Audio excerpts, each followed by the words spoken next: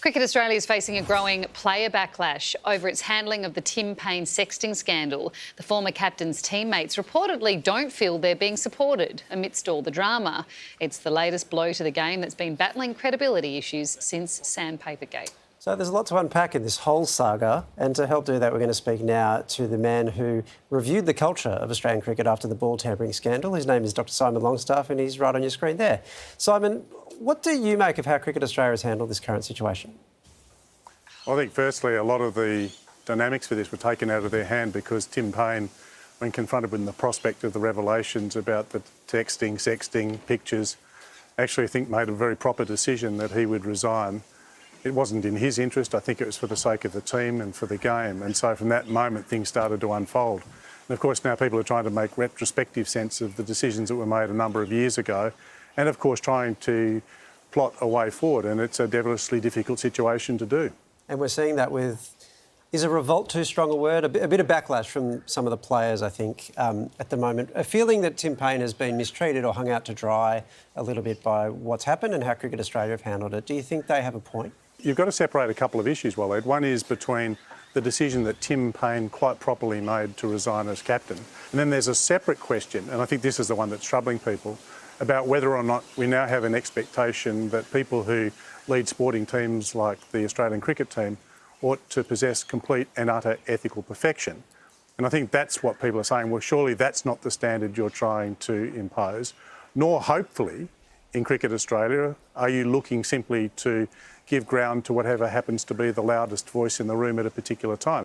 Is this a decline in standards within the game, do you think, or is it a shift in our expectations on how they should behave? Oh, I think it's probably the latter. Things that were either swept under the carpet or ignored can no longer have that effect, and people are justifiably concerned to ensure that people are treated well. And then at the same time, you've got the rise of social media, the instant information flows, and all of those things have sharpened the community's sense of expectation and also the pressure on organisations to respond. Politicians get caught up in personal scandals all the time. Do you think the community has higher expectations for, say, the Australian cricket captain? Politicians sometimes start to make a case why they're a particular kind of person with certain values and they invite scrutiny. But the general convention has been that if you don't do that, that there is a separation. And I think the same is true of the Australian cricket captain or a captain of any other national team. But of course, I think with cricket, it's gone through that period now. And I think the expectations of the community about what cricket could become again has coloured then the level of disappointment that emerges when you find that one of the principal leaders is actually a flawed human being.